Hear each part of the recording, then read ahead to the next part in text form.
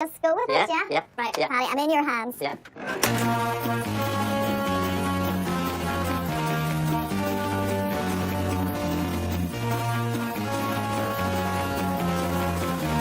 I can see the sea through the floor. Oh my goodness, Paddy. Well, you won't see the sharks underneath you.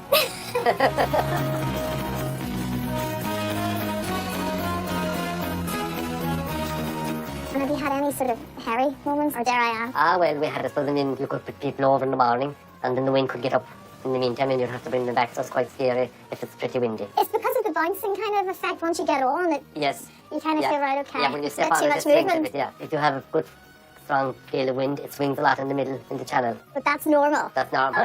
Am I allowed to lean over and look at Oh, it? you are, yeah. Am I? Yeah. Oh gosh, right. Tell me if you see any dolphins or anything.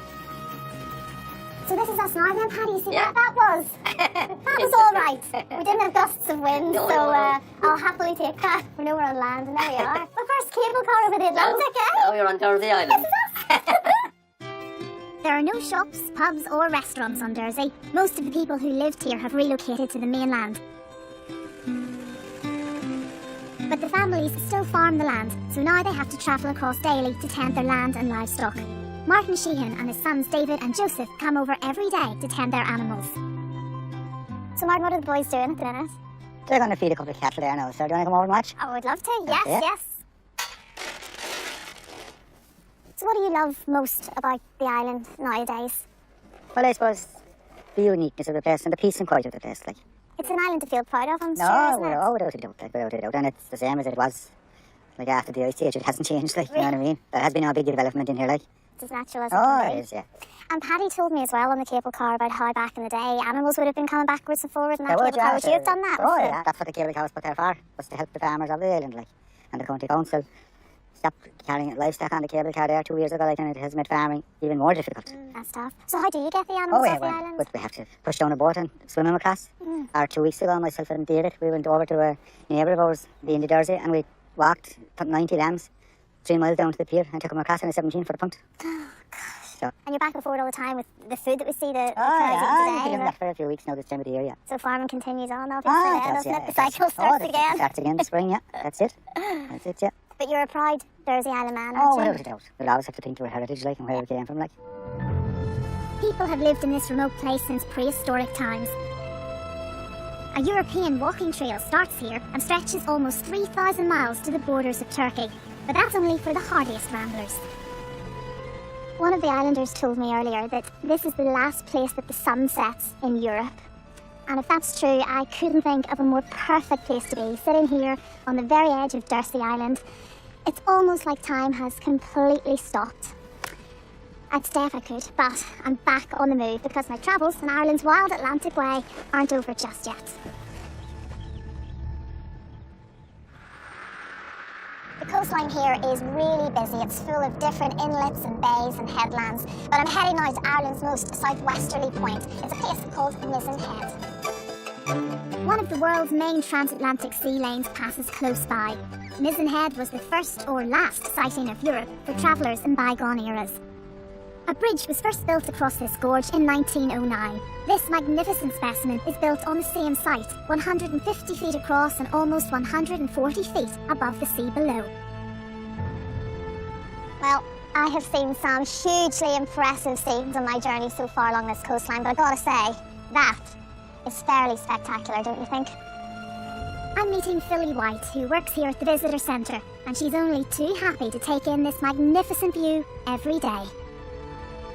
So, Polly, this is one heck of a spot. Oh, it's beautiful, yeah. The Mizen is a magic place, Ireland's most southwesterly point, and It is, it's beautiful. And of course, though, having said that, it's treacherous. today you wouldn't believe it, we get a lot of fog here, and it comes in very quickly.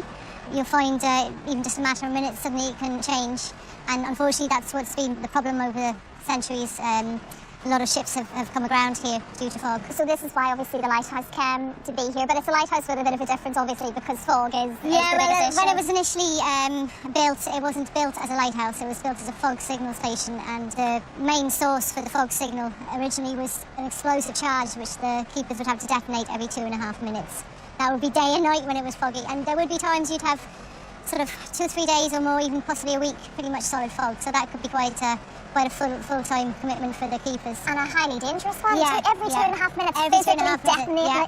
And that was to create the sound To then? create the sound, yeah. They would actually have some kind of a boom structure that would come out over the cliff, and it would be exploded a little bit away from the building, and the noise would travel through the fog and warn the vessels. At one stage then they did add light to sound, Yeah. obviously. Back in 1959, they actually brought mains electricity out here, and they installed the first light, which is just down the steps there below, and that was operational from 60s through to 1993 when it was automated, and then they placed the pair of lights over there, and now we have a new LED type light. And it's quite isolated here too, but yet you're getting a lot of tourists now wanting to come and we had witness a lot what of people goes on coming through. here. Yeah, this last year has been very good. We've had just over 60,000 people so far this year. Yeah. Well, to be fair, you look out here and you think, well, particularly a day like this, it just doesn't get any better. No, it's magic, and with all the marine life we have, like dolphin, porpoise, basking shark, it's great fun. You never know what you're going to find out here. Cork is known as the Rebel County by its fiercely independent residents. They're proud of their coastline, but they also recognise the dangers in a beautiful place like this. Nowadays, the Coast Guard and volunteer staff are on alert all year round, and I'm joining them for the day. We're part of the community. Everybody that's in the Coast Guard is all part of the local community. And I suppose that's how we get on so well with everybody. And just thanks for all volunteers anyway. Those guys are incredible, really, to give up their time and risk their lives on a daily basis. Absolutely. If you think about it, 24/7, 365 days a year, you can get a call anytime in the middle of the night, in the middle of the turkey, on Christmas Day, they can get a call. Next, I take to the sea with the crew as the Coast Guard spring into action. That is extraordinary how you guys do this all the time. I'm almost at the end of my adventure, travelling the full length of Ireland's west coast. I've witnessed the beauty and danger of the Atlantic Ocean, and today I'm getting involved in a drill with the local Coast Guard. Well, the guys are very kindly allowing me to join them on one of their drills today. I have no idea what's in store, but I'm going to be sitting alongside them witnessing firsthand what the Coast Guard have to do along the coast here. And this is what I have to wear. It took me a good 15 minutes trying to get into it, so I would be clearly useless in an emergency. But this is the final bit, the old life jacket, obviously. And I'm ready to hit the sea. For this drill, one of the volunteers will play the victim. They'll be thrown into the water, and then we have to spring into action and rescue them. We've got the gear, the boats, and the helicopter, so it's time to get started. The Irish Coast Guard was called out 2,500 times last year. To be ready, they need to train every week, and some of them have been doing this for 40 years. The noise is deafening. The spray from the helicopter feels like being inside a gale force wind, and all of this is being done on a nice, calm day. Can you imagine how tough this would be in bad conditions?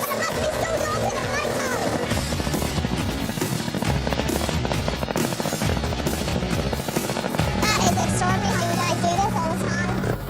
That was an experience. I've never come across anything like that. It was really exhilarating, actually, and I fully appreciate what you guys have to do all the time. And the guys were trying to chat me through what was going on, but here we are, very calm day, very controlled conditions. We know what's happening. Obviously, it is a drill, but these guys are out there all the time, not knowing what's going to hit them out there. Horrendous weather, the helicopter's above you, you can't hear what's going on, the waves are crashing against you. It's like a scary movie to me, and honestly, I take my hats off to all of these guys because they are phenomenal, and you're all volunteers doing this for the goodness of our healths, and fantastic. They're a great bunch.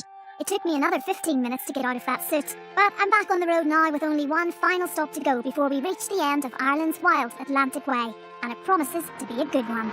Clonakilty, or Clon, as it's known by the locals, is a seaside town in West Cork. Now, it was settled by the Normans, but it was given its town charter by James I of England in 1613. Now, it remains a really famous centre for music, but I'm interested in its other pastime, fishing. I could not come and spend all this time in Ireland without a spot of fishing. The bay here is said to be good for bass, flounder, pollock and other fish. So I'm throwing on the waders and getting into the water with local fisherman Peter Aspinwall. He's going to try and show me how it's done. So Peter, why do you love this stretch of the coastline fishing? I've been here 18 years, Christine, and the first time I saw it, I loved it. What sort of fishing are we talking about? This is bass fishing we're going for today. So we're actually on Inchydoney Beach, and we're going to fish one of the channels out on the going tide, and hopefully catch fish. Right, and how optimistic are we? Very optimistic, Christine, very optimistic. Yeah, you've got to be optimistic when you're a fisherman. So, yeah, what are we doing here then, Peter? So we're just hooking the ear up, Christine. So really, it's just underneath the chin there, and then through the top. Oh, I don't like that bit. And that's it. We just put a little rubber band on there to stop it flicking off. And away we go. Okay. Okay. Well, they're feisty, aren't they? They are feisty. Well, I'm ready to go. I've got the bait on. I think that's what you say. Line's ready to go, and I'm feeling quite optimistic. I've got to be patient, obviously, but Peter tells me there's no feeling like it when you feel a little bit of a tug on this and you think, here, I've caught my lunch. What is the perfect day, actually, condition-wise, when we talk about the water and stuff? What are you looking for? Not when you wake far up off. in the Not morning? far off what we got today. This is pretty good. Okay, and Yeah. you're wanting a bit of life out there. A in bit, terms a bit of light, yeah, a bit of flow in the channel and the wind and the cloud cover. I mean, this is just an ideal day. So fingers crossed. The nature of the fishing is that it is wild fishing, and some days you'll get red letter days that you can catch a dozen fish, and some days you won't buy a bite. And sometimes there's no rhyme or reason. The weather conditions could be absolutely perfect for catching fish, and yet you won't. That's lovely. Well done. How does it feel when you know it's a big catch? I mean, how, as a fisherman, do you feel at that It's point? amazing when you've been fishing all your life, but when you hook the fish, it doesn't matter if you're 4 or 64, you still get that same buzz, you still get that same excitement every time you hook the fish. Yeah, and why this stretch of the coastline then? Obviously you're not from here originally. No, Peter, so what was it from, about this? originally from Cambridgeshire. It's just magnificent. It really is a magnificent bit of coastline, and it's just so it's a very consistent fishing. It's a great way to fish, though, isn't it? Oh, my It's goodness lovely. me. You can lose days here, I'm guessing, Yeah, just you could in definitely. peace and quiet of it all. You really could, yeah. And of course the Atlantic, it's a tough stretch of water, isn't it? Oh, for the but fish, so- this is wild fishing, and as you can see, the waves over there are just crashing onto the beach and that. But it's actually a good day for fishing. It's very relaxing, isn't it? Ah, it's lovely. It really is. It really is relaxing. It certainly is. Oh, very therapeutic, actually. Yeah, it is. It really is. It's strong tide here, and this isn't even as strong as it gets. No. This is the tides aren't ripping at the moment, but on the spring tides and that, you would barely be able to stand up, and the current's that strong. Yeah. And you yeah. come out regardless, and it's part of the fun, isn't Absolutely. It's all part of the buzz. Bad day's fishing is better than a good day in the office. it? That's so true, isn't it? It really is, yeah. Absolutely right, yeah. Yeah. Well, I haven't felt anything pull on the line just yet, Peter, but Things are a little bit slow today, unfortunately, Yeah. Christine, but unfortunately that happens with fishing. You get your really good days and Of you get course. and you get your days like today. So what I suggest you do is like wind up and try wind that up again. it again, okay? Yeah. And you never know. Next cast. This is it. You're always hoping for the next lucky Exactly. break. And most anglers are optimistic, and I think it's optimism that catches fish as well. Okay. So we're going to cast again here. No joy just yet. No joy, right. So what I'm going to do is just a gentle cast, feather it back just to what you want is a sand eel land in front of the float. And then really what we're trying to do is just run that down in the flow. There you go, let's put There we something. That's my catch so far. Big bit of seaweed. There's more to this fishing lark than meets the eye. Well, I think I may have been a little bit too forceful there, or a fish has outwitted me because I've lost my bait. I suppose that's what happens, but it does mean having to come all the way back in again and starting from scratch. That's where the patience bit comes into play again. Look at that. No joy yet. Been tough. I mean, there's been 4 of us fishing here for an hour, and there's been no signs, no bites. I think it's going to be a tough day, actually. We might get the opportunity to get one bite, and it's whether we can convert it or not.